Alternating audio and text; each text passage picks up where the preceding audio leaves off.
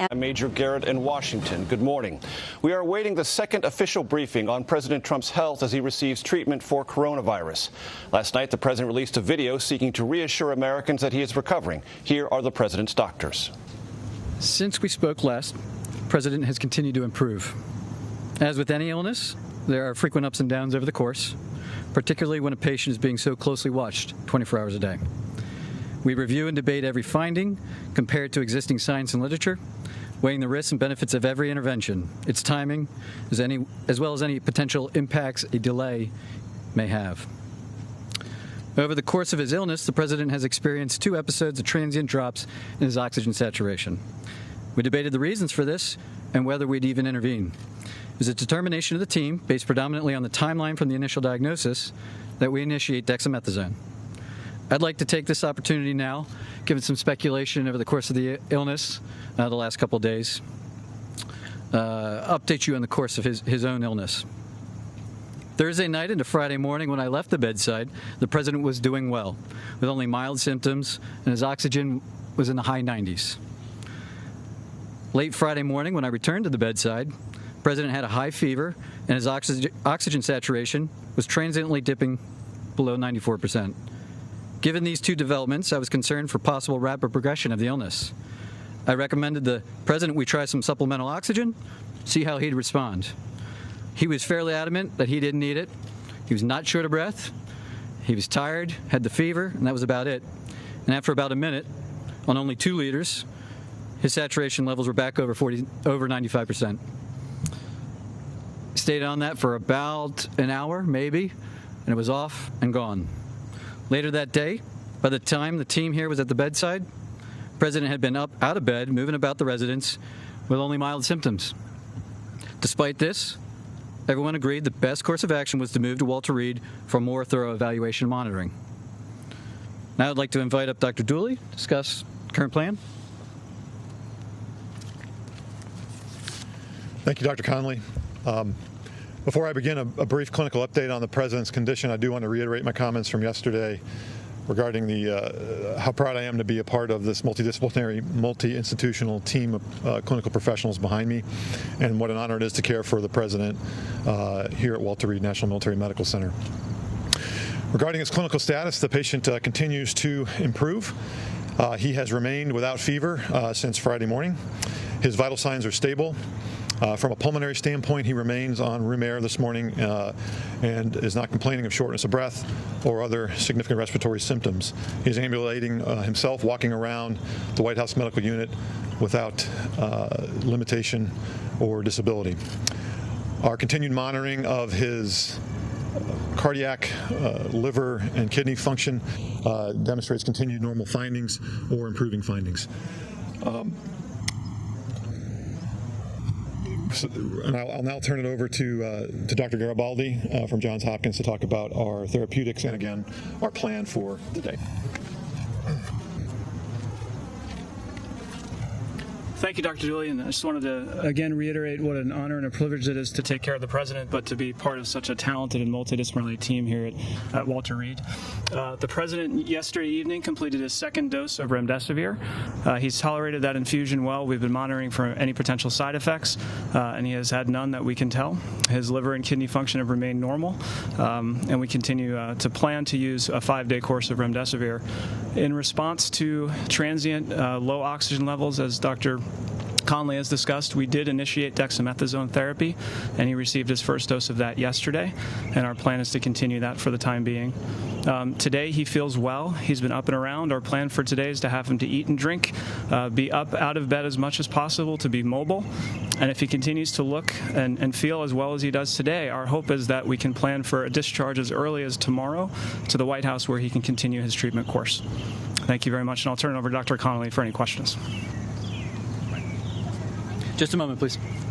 The president wanted me to share how proud he is of the group, what an honor it is for him to be receiving his care here at Walter Reed, surrounded by such incredible talent, academic leaders, department chairs, internationally renowned researchers and clinicians, including the support of Dr. Garibaldi from Johns Hopkins. I'd like to reiterate how pleased we all are with the president's recovery And with that, I'll take your question.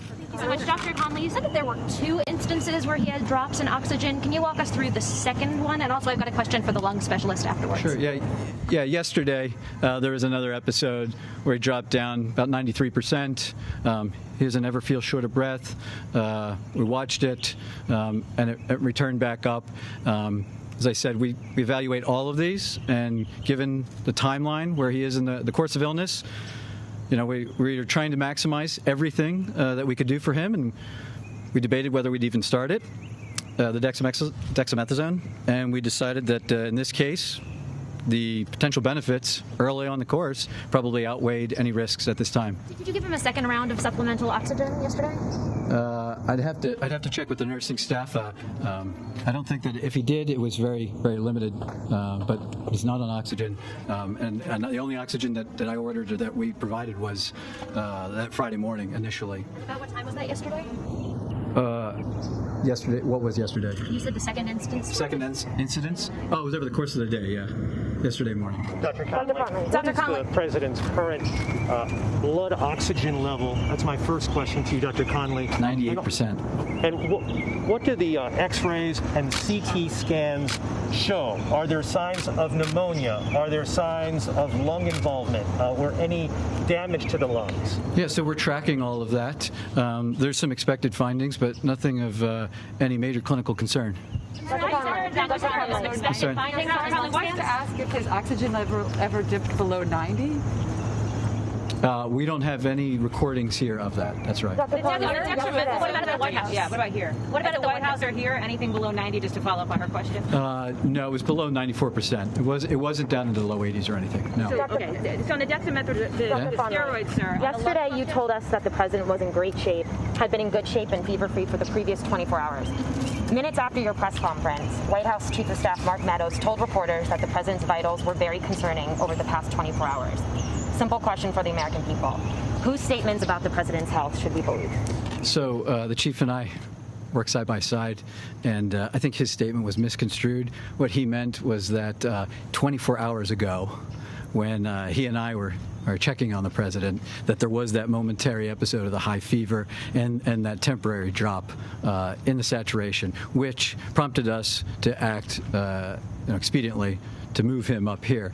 Fortunately, that was really a very transient, limited episode. A couple hours later, he was back up, mild again. I'm not going to speculate what that limited episode was about so early in the course, but he's doing well. What are the expected findings on his lungs, and why is the president not wearing a mask in the videos and photos that have been released? Well, the president wears a mask anytime he's around us, and we're all wearing our N95s, full PPE. He's the patient, and when we can, when he'll move out into to public, we move him out and around other people that aren't in full PPE. I assure you, he'll as long as he's still under my care, we'll talk about him wearing a mask. In a negative pressure room? In the room is negative pressure. I'm not going to get into the specifics of his care. Dr. Conley? I'm sorry? The lung function question. Can you talk about that and what you expect? I would just share that, like every patient, we perform lung spirometry on him, and he's maxing it out. We told him, see what you can do, and it's over 2,500 milliliters each time. He's doing great. Yeah. Are your scans showing any irregularities in his lungs? Are there any obesities? Are there anything? To disclose that the president had been administered oxygen? It's a good question. Thank you. I was trying to reflect the upbeat attitude that the team, the president, that his course of illness has had. I didn't want to give any information that might steer the course of illness in another direction, and in doing so, it came off that we were trying to hide something, which wasn't necessarily true. So here I have it. He is the fact of the matter is that he's doing really well. That he is responding, and as the team said, if everything continues to go well, we're going to start discharge planning back to the White House. That's it. Thank you, folks. What time on Thursday did the president receive his first coronavirus rapid test?